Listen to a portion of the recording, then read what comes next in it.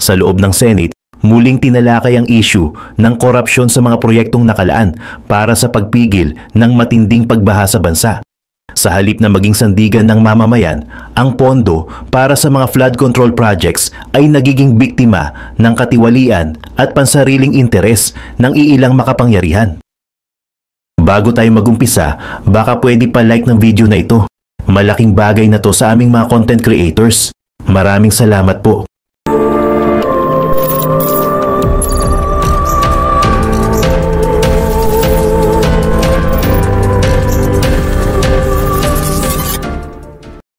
Mula pa lamang sa paglalahad ni Senator Raffy Tulfo, naging malinaw ang larawan kung paano sistematikong binabalasubas ang kaban ng bayan. Ang pondo na dapat sanay nakalaan para sa kaligtasan ng mga Pilipino ay hinahati-hati ng mga proponents, contractors at ilang opisyal ng pamahalaan. Ang malaking bahagi ay napupunta sa bulsa ng iilan at tanging maliit na porsyento lamang ang naiiwan para sa aktwal na proyekto. Sinundan ito ng matinding pahayag ni Senator Erwin Tulfo. Sa kanyang paglalarawan, malinaw na nakaugat sa lahat ng antas ng burokrasya ang katiwalian. Mula sa mga politicians, undersecretaries, regional directors, district engineers, hanggang sa mga project engineers. Ang bawat antas ay may kaltas at bago pa man matapos ang isang proyekto ay naibulsa na ang malaking bahagi ng pondo. Habang ang mga karaniwang Pilipino ay lumulubog sa baha taon-taon, ang mga nasa posisyon ay lumulubog naman sa yaman, karangyaan at bisyo. Hindi rin nag-atubili si Senator Joseph Victor Ejercito na ilahad ang mas malalim na usapin. Nasusunod ba talaga ang isang komprehensibong master plan para sa flood control? O hinahati-hati lamang ito sa maliliit na proyekto na hindi makakatulong sa pangmatagalang solusyon? Anya, kung walang kabuuang plano, mananatiling patsi-patsi ang mga proyekto at mananatili ring biktima ang mamamayan. Sa huli, ipinakita ang isang maikling video mula sa bayan ng Hagonoy, kung saan halos lahat ng barangay ay lubog sa tubig. Ang eksenang ito ang nagsilbing konkretong ebidensya ng katotohanan. Habang may mga yumayaman sa proyekto, ang mga ordinaryong Pilipino ay patuloy na nagdurusa at nawawalan ng pag-asa. Pagkatapos ng mabigat na pagbubunyag ng naunang tagapagsalita, tumayo naman si Senator Erwin Tulfo. Tahimik ang bulwagan, tila naghahanda sa mga susunod na salita. Ang kanyang boses ay matalim, puno ng hinanakit at walang bahid ng takot. Inilarawan niya ang sistematikong kalakaran ng katiwalian, isang siklo na paulit-ulit at tila naging normal na lamang sa bureaucracy. Ayon sa kanya, bago pa man magsimula ang isang proyekto, nakalaan na agad ang komisyon. Ang mga kontratista, bago pa man makapagtayo ng tulay, dike o drainage system, ay napipilitang magbigay ng 20 to 25% bilang paunang pasalubong. Ang halagang ito ay hindi napupunta sa bayan, kundi dumadaloy mula sa bulsa ng mga kontratista patungo sa kamay ng mga politiko. Ngunit hindi rito nagtatapos ang pagkaltas. Detalyado niyang ipinakita kung paano sa bawat antas ng pamahalaan ay may porsyento pang nawawala. Mula sa mga politicians, pababa sa mga undersecretaries, regional directors, district engineers, at hanggang sa project engineers. Sa bawat pintuan na dinadaanan ng proyekto, may kapirasong halaga na kinukuha. Umaabot mula 2% hanggang 5% kada antas. Ang resulta, bago pa man tuluyang mailunsad ang proyekto, halos naubos na ang pondo. Ang dapat na ilalaan para sa mga flood control structures ay nagiging luho at yaman ng mga nasa kapangyarihan. Samantala, ang mga ordinaryong mamamayan ay patuloy na nalulunod kada taon sa baha. Habang ang ating mga kababayan, giit niya, ay lumulubog sa tubig baha, ang mga opisyal na ito ay lumulubog sa yaman, sa mansyon, sa eroplano at sa bisyo. Malinaw niyang ipininta ang larawan ng mga piling tao sa loob ng Department of Public Works and Highways na nagiging bilyonaryo, nakatira sa malalaking subdivision, nagmamay-ari ng mga sasakyang panghimpapawid at malimit gumagastos sa kasino o sa bungan, nang hindi alintana kung milyon-milyon ang mawawala. At sa kanyang huling tinig, matatag ang paninindigan. Tamaan na ang tamaan, kaibigan, kamag-anak o mataas na opisyal. Pero ang katarungan ay dapat maghari. Hindi na matitiis ng taong bayan ang walang katapusang dahilan at kasinungalingan habang patuloy na nananagana ang katiwalian. Matapos ang matitinding pahayag na umalingaw sa bulwagan, sumunod na nagsalita si Senator Joseph Victor Ejercito. Ang kanyang tinig ay hindi kasing apoy ng nauna, ngunit may bigat at lalim na dala ng pangmatagalang pananaw. Sa halip na magtuon lamang sa katiwalian, itinuro niya ang mas malawak na larawan, ang kawalan ng maayos at kabuuang plano sa mga proyektong pangbaha. Diretso niyang ibinato ang tanong, sa 350 billion pesos na inilaan, saan ba talaga napupunta ang pera? Ang simpleng tanong na ito ay sumalamin sa pananabik ng taong bayan na malaman ang totoo. Hindi siya nakontento sa mga numero o ulat. Ang nais niya ay linawin kung nasusunod ba ang isang master plan, kung meron nga bang ganitong balangkas para sa flood control sa buong bansa. Ipinaliwanag niya na kung ang pondo ay hahatiin lamang kada distrito, ang kalalabasan ay mga proyektong putol-putol, hindi magkakaugnay at walang malinaw na direksyon. Ang mga floodways, spillways, water impounding areas, at strategic pumping stations, ito ang tunay na makapipigil sa malawakang pagbaha. Ngunit ang nakikita sa aktual, ayon sa kanya, ay pawang mga maliit na proyekto, slope protection, drainage improvement, at iba pang pansamantalang solusyon.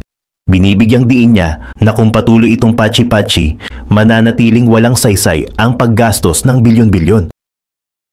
Ang tubig anya ay palaging makakahanap ng daan, at kung walang kabuuang plano, hindi mapipigil ang pag-apaw nito sa mga kabahayan at kabuhayan. Habang sinasalaysay niya ito, ipininta niya ang larawan ng mga biktima, mga ordinaryong Pilipino na taon-taon ay nakikitang nilalamon ng baha ang kanilang pinaghirapang sasakyan, motorsiklo, kasangkapan at kabuhayan. Sa kanyang tinig, naroon ang awa at pagkadismaya.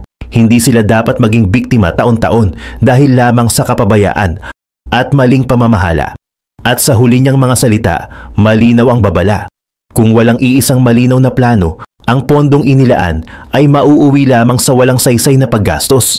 At ang bayan ay mananatiling binabaha, hindi ng ulan, kundi ng kapabayaan at katiwalian.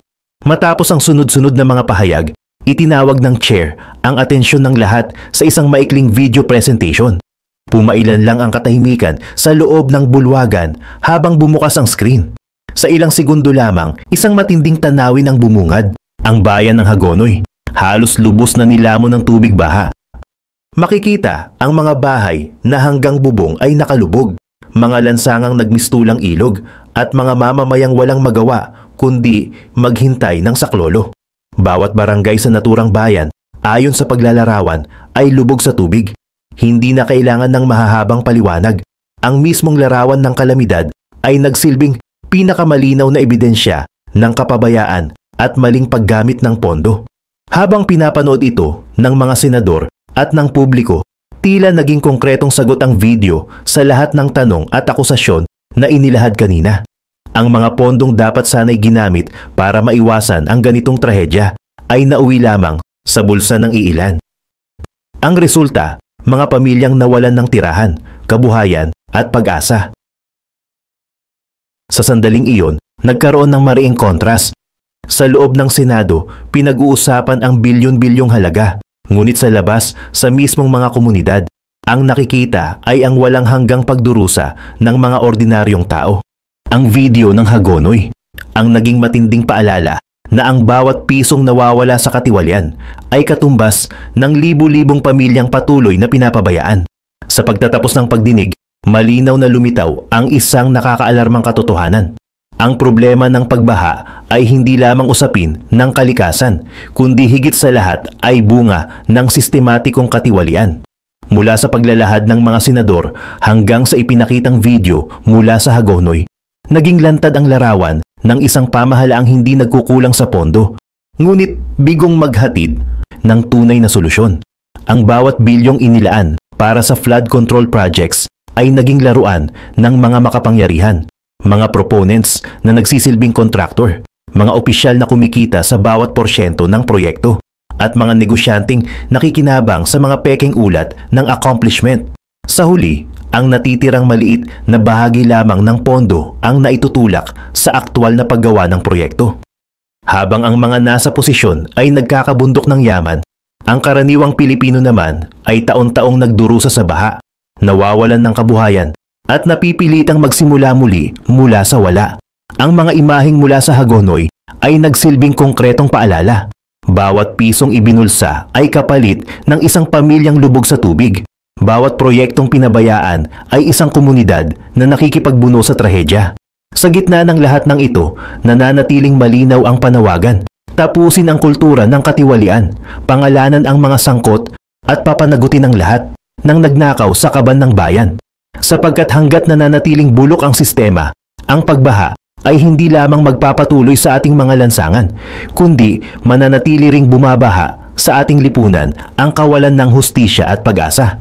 Ako po ay magbibigay ng senaryo kung paano po mahilentulad sa karneng baka sa palengke ang ilang bilyones na napupunta sa flood control. At kung paano po ito kinakatay, china-chop-chop at niluluto.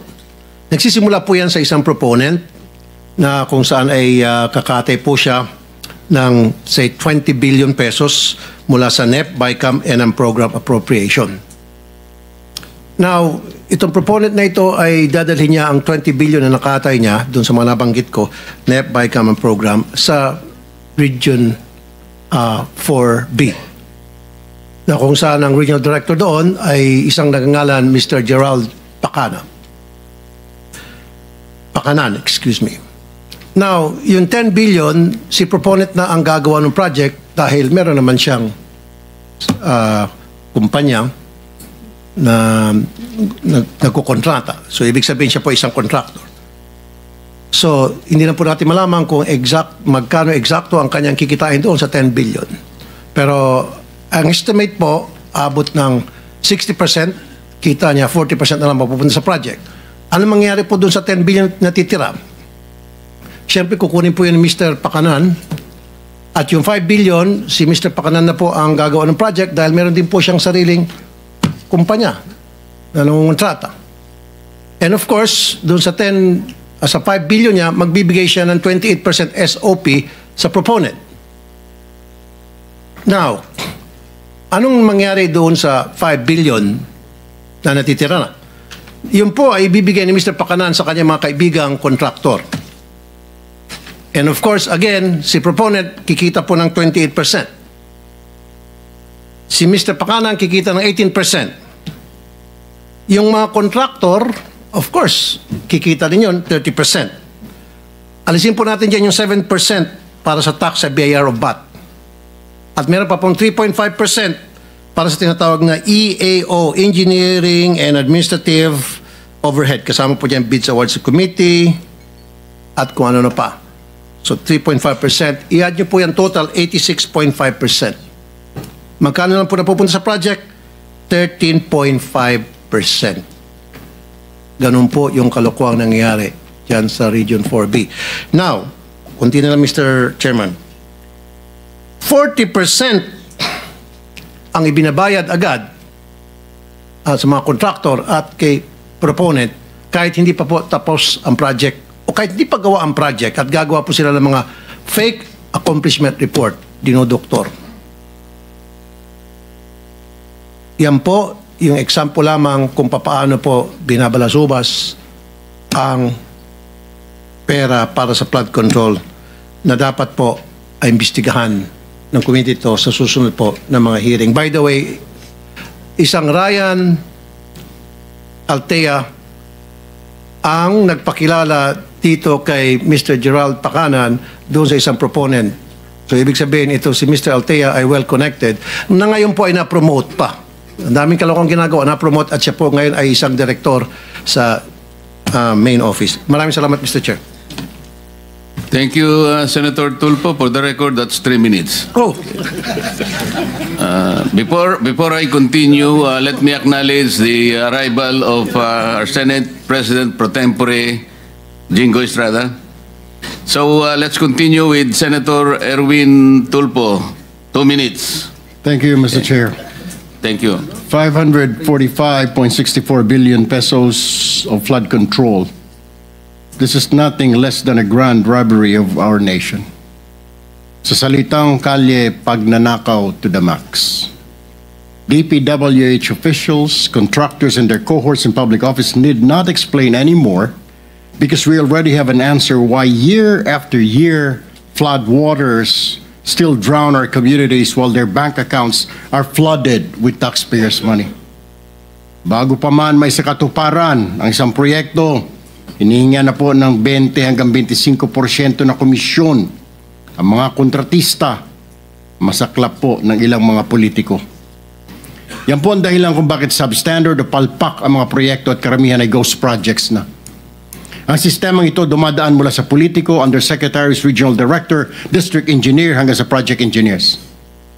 At sa bawat opisyal na dadaanan pa ng flood control project na ito ay nakakaltasan pa ito ng 2 hanggang 5%. Halimbawa, kung ang proyekto ay pinondohan 100 milyon, nasa 40 to 30 milyon na lang po ang halaga nito pag nagawa na dahil sa mga komisyon o kickback simula sa itaas hanggang sa ibaba. At kadalasan ay ghost project na lang ang flood control. Let me ask, sino-sino ang kumita habang libu-libong Pilipino ang nalulunod sa baha? Mr. Chair, we cannot hide behind technicalities anymore. Names must be named, heads must roll. The Filipino people are tired of endless excuses and lies while corruption continues to thrive.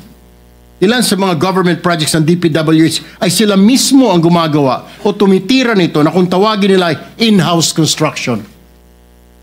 At ang resulta ng in-house construction na ito ay ghost projects nga. Ilan kasi sa mga opisyal dyan ay mga kontratista o di kaya mga construction company. Ito ang dahilan kung bakit napakaraming mga bilyonaryo at bilyonarya sa DPWH na nagmamayari ng eroplano, daan-daang milyong halaga ng mansyon sa mamahaling subdivision sa Metro Manila. May kasama pa pong kasino at kapag natalo sa kasino o sa sabong, hindi niya nararamdaman kahit milyon ang talo. This committee, Mr. Chair, must not only expose the truth but also ensure that those guilty are punished, whether they are past or present officials, contractors or protectors in higher office. Kung may nakinabang dito, hindi po ang bayan, kundi ang mga magnanakaw sa pamahalaan. And today, this Blue Ribbon Committee, Mr. Chair, shall make sure that this is the day of reckoning. Tamaan na po ang tamaan, kaibigan, kasamahan, kamag-anak o matataas na opisyal. Justice must be served. Maraming salamat, Mr. Chair. Thank you, Senator Erwin. Sabi mo, names must be named. Sana sinabi mo na yung mga pangalan ng mga politiko eh. Pero may oras ka pa naman, maya-maya ng konti. Kung may listahan ka dyan, banggitin na natin lahat ang mga dapat banggitin. May I now recognize Senator J.B. Ejercito for his opening statement. Thank you, Mr. Chair. This will be very brief. Of course, we would want to start with the questions already and see clarification already. Sa nakikita ko po, Mr. Chair, na pag-usapan na po, nabanggit niyo po na 350 billion ang taon-taong budget, pero parang hindi ho natin nakikita. We cannot fight nature, but doon po mga flood control projects, dapat sa lalong madaling panahon, dapat na ilalabas kaagad ang tubig. Yun po ang importante. Ang katanungan ko lang po, doon sa 350 billion, saan po ba ito napupunta? Yan ang gusto natin malaman. Nasusunod ba yung master plan kung meron nga ba? Pero simple lang po ang aking analysis, Mr. Chair, sa 350 billion, nabanggit ninyo kanina, yung flood-prone provinces, areas, may mismatch po kung saan napupunta yung bulk ng mga proyekto na flood control. Mr. Chair, kung hindi nasusunod ng flood ang ating pong master plan, kung pinaghahati-hatian ng bawat distrito ang flood control management, ang mangyayari po niyan ay patsi-patsi po talaga ang ating proyekto. In flood-prone areas like Central Luzon, magmula Tarlac, Pampanga, Bulacan hanggang Metro Manila, ang kailangan po natin dyan ay mga floodways, spillways, water impounding areas, and strategic pumping stations para talagang mailikas o imalabas ang tubig. Pero kung panay slope protection, drainage improvement at iba pang maliliit na program na proyekto lamang ang ating makikita, ay hindi natin talaga mahanapan ng mabibigyan ng solusyon ang pagbabaha. Siguro simple lang, Mr. Chair. Tayo po at yung mga opisyal, hindi ho tayo biktima. Ang nakakaawa, yung mga biktima na pagbabaha na pinaghirapan po nila, sasakyan, motorsiklo, refrigerator at lahat na kanilang pong pinaghirapan ay taon-taon, kung hindi ako nagkakamali, pangatlong taon na tayo mula akong nakabalik. 3 taon na itong inaano ng ating majority leader. Siya po yung nagagalit na rito dahil siya po yung taga Bulacan. Pare-pareho ang issue, pare-pareho ang sagot. Yun lang po, Mr. Chair. Pag po pag pinaghati-hatian, patsipo-tsipo talaga. Yung tubig po, hahanap ng lulusutan at lulusutan. Yung hindi po buo ay talagang magbabaha pa rin. Maraming salamat, Mr. Chair. Thank you, Senator JB. I forgot the tradition. I'm sorry, I am a neophyte senator. I am guided by the tradition that the ex officio officers should first be given priority in their opening statement. So I call on the majority leader, Joel Villanueva. Thank you to our principal, and siguro with that, the majority leader and the SPPT would get additional 30 seconds, Mr. Chairman. But kidding aside, Mr. Chairman, may I just direct the attention of everyone to the screen. Maikling lang po ito. We can play this video, please.